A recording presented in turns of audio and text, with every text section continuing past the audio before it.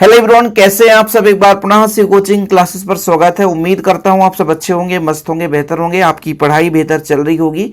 Class 12 chemistry NCERT chapter first में आज का टॉपिक है बच्चों आदर्श विलयन और अनादर्श विलयन। मुख्य रूप से आज हम इसके अंतर के बारे में चर्चा करेंगे, क्योंकि मेन तो बच्चों आपका अंतर ही है। यदि आपसे अंतर बन रहा है तो आपका परिभाषा क्लियर है, कोई दिक्कत ही नहीं है। इसका परिभाषा बहुत ही आसान है कि ऐसे विलयन जो सभी सांद्रताओं और तापों पर राउल्ट के नियम का पालन करते हैं। राउल्ट का नियम क्या है बच्चों, आप लोगों ने पढ़ा होगा और इसके पहले हमने बहुत अच्छे तरीके से राउल्ट के नियम को समझाया है। आप यदि यूट्यूब पे सर्च करोगे और राउल्ट के नियम के बाद शिव कोचिंग क्लासेस लिख के सर्च कर दोगे तो हमारे हर साल के वीडियोज आ जाएंगे, या अभी जो न्यू बैच है उसका एक अलग से प्लेलिस्ट बना हुआ है, वहां से भी आप देख सकते हैं। तो जो आदर्श विलयन होता है एकदम सिंपल है। आदर्श विलयन एक ऐसा विलयन जो सभी सांद्रताओं और तापों पर राउल्ट के नियम का पालन करते हैं। बच्चों, जो आदर्श और अनादर्श विलयन का क्वेश्चन कैसे पूछा जाता है, तो हमेशा इसका अंतर ही पूछा गया है, और 3 नंबर में या 2 नंबर में। यदि बच्चों 2 अंक का प्रश्न आया तो आपको 2 अंतर लिख करके एक उदाहरण लिखना है, और यदि 3 अंक का प्रश्न पूछा गया एग्जाम में तो आपको 3 अंतर लिख करके एक एक उदाहरण लिख देना है। तो पहला तो बिल्कुल परिभाषा ही है अंतर में, चाहे आप उसे परिभाषा समझो या उसे आप अंतर समझो, कि ऐसे विलयन जो सभी सांद्रताओं एवं तापों पर राउल्ट के नियम का पालन करते हैं वो आदर्श विलयन कहलाते हैं, और जो राउल्ट के नियम का पालन नहीं करते उसे हम अनादर्श विलयन कहते हैं। आइडियल सॉल्यूशन और नॉन आइडियल सॉल्यूशन। अब यहां पर थोड़ा सा आप लोगों ने पढ़ा है राउल्ट का नियम कि भाई P A equal P naught A into X A यदि बराबर है मतलब राउल्ट के नियम का पालन करता है। 2 घटक हैं तो इसलिए मैं पी बी बराबर भी लिख सकता हूं P naught B into X B. ये राउल्ट के नियम को बताता है। यदि ये बराबर है बच्चों मतलब राउल्ट के नियम का पालन करता है।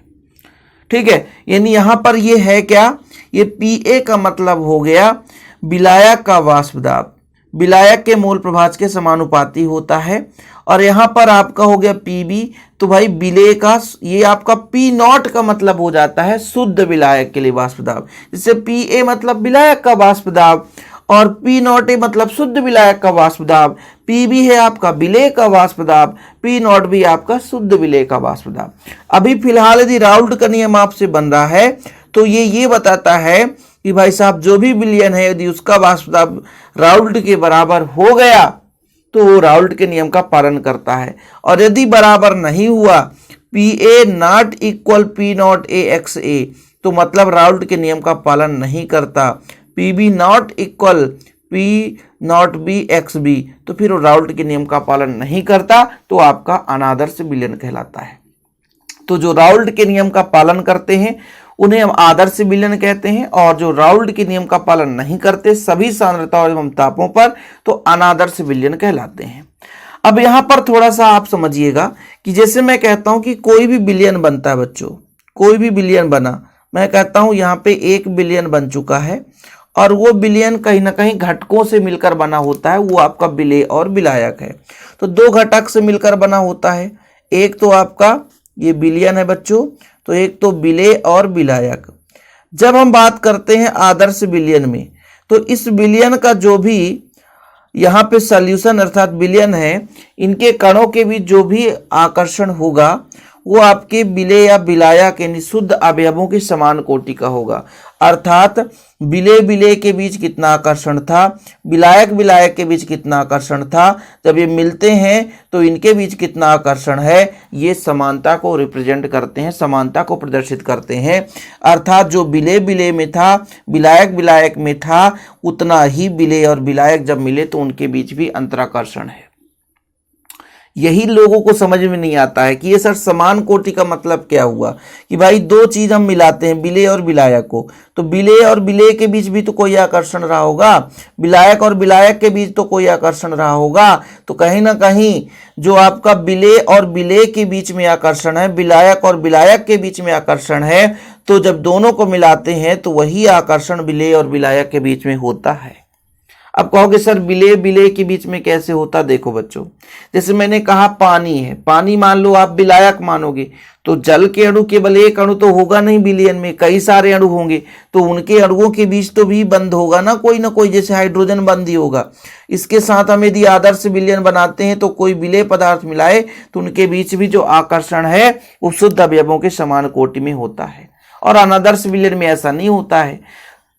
ठीक है, यहां तक तो क्लियर है ना भाई, कि ये आपके विलयन के अवयवों के मध्य अंतराकर्षण शुद्ध अवयवों को समान कोटि में नहीं होता, अधिक भी हो सकता है और कम भी हो सकता है। इसी आधार पर इसको दो भागों में बांटते हैं, जिसका मान अधिक होगा धनात्मक विचलन युक्त विलयन, और जिसका मान कम होगा वो ऋणात्मक विचलन युक्त विलयन हो जाता है। ठीक है, अब जब बात करते हैं बच्चों इनके एंथैल्पी परिवर्तन और आयतन परिवर्तन में, तो आदर्श विलयन में कोई एंथैल्पी परिवर्तन नहीं होता, ना तो कोई आयतन परिवर्तन होता है, जबकि अनादर्श विलयन में एंथैल्पी और आयतन परिवर्तन हो जाता है। यहाँ पर डेल एच मतलब होता है एंथैल्पी मैक्सिमम, यानी अधिकतम मान जो है 0 के बराबर, मतलब कोई बदलाव नहीं हुआ है। डेल भी मैक्सिमम है, तो यहाँ भी कोई परिवर्तन नहीं है, लेकिन ये 0 के बराबर है, 0 के बराबर नहीं है। यदि 0 के बराबर है तो आदर्श विलयन है, कोई परिवर्तन नहीं हुआ है, लेकिन 0 के बराबर नहीं तो अनादर्श विलयन परिवर्तन हो गया है। दो उदाहरण जरूर लिख लो, बुक में आपके नहीं मिलता है। जैसे आदर्श की मैं बात करता हूं तो आदर्श विलयन में लिख लेना आप लोग, पहला नंबर लिखना बच्चों बेंजीन और टॉलुइन, मतलब C6H6 ये बेंजीन हो गया। टॉलुइन का सूत्र क्या होता है, C6H5CH3, ये आपका टॉलुइन है। ठीक है बच्चों, बेंजीन और टॉलुइन। जैसे आपका हो जाता है एथिल ब्रोमाइड और ethyl chloride, ethyl bromide C2H5Br और C2H5Cl एथिल क्लोराइड, ये एग्जाम्पल आप लोग लिख लो, दो एग्जाम्पल। ठीक है, बेंजीन, टॉलुइन, एथिल ब्रोमाइड और एथिल क्लोराइड, ये आपके आदर्श विलयन का उदाहरण है। और अनादर्श विलयन यदि आपका क्लोरोफॉर्म है बच्चों, क्लोरोफॉर्म और एसीटोन और क्लोरोफॉर्म मिलाओगे तो अनादर्श विलयन बन जाता है। अनादर्श विलयन में बच्चों धनात्मक विचलन युक्त विलयन आते हैं और ऋणात्मक विचलन युक्त विलयन आते हैं। ठीक है, और दोनों के कई सारे उदाहरण हैं, आप 2-4 उदाहरण याद कर लो काफी है, मैं तो 1-2 उदाहरण ही कहता हूं। जैसे मान लीजिए आपका कार्बन टेट्राक्लोराइड है और यहाँ पर CHCl3 है, क्लोरोफॉर्म है, ये आपका धनात्मक विचलन युक्त विलयन का उदाहरण है, जो कि अनादर्श विलयन का उदाहरण है। ठीक है, जैसे आप H2O में CH3OH मिला दो तो ये आपका बच्चों अनादर्श विलयन हो गया। तो 2-2 उदाहरण लिख लो, कम से कम 1-1 उदाहरण तो तैयार होना चाहिए।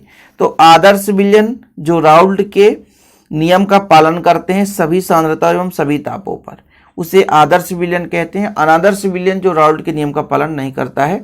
दूसरी बात ये भी है बच्चों कि अनादर्श विलयन को 2 भागों में बांटते हैं, एक तो आपका धनात्मक विचलन युक्त विलयन और दूसरा ऋणात्मक विचलन युक्त विलयन।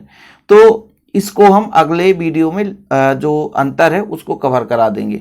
फिलहाल अभी के लिए इतना। यदि आपको हैंड रिटन नोट्स लेना है शिव कोचिंग क्लासेस का तो कांटेक्ट नंबर है 9685299149, 9685292949। इस नंबर पर आप कांटेक्ट कर सकते हैं बच्चों और हैंड रिटन नोट्स ले सकते हैं। फिलहाल अभी के लिए इतना ही। जय हिंद, वंदे मातरम।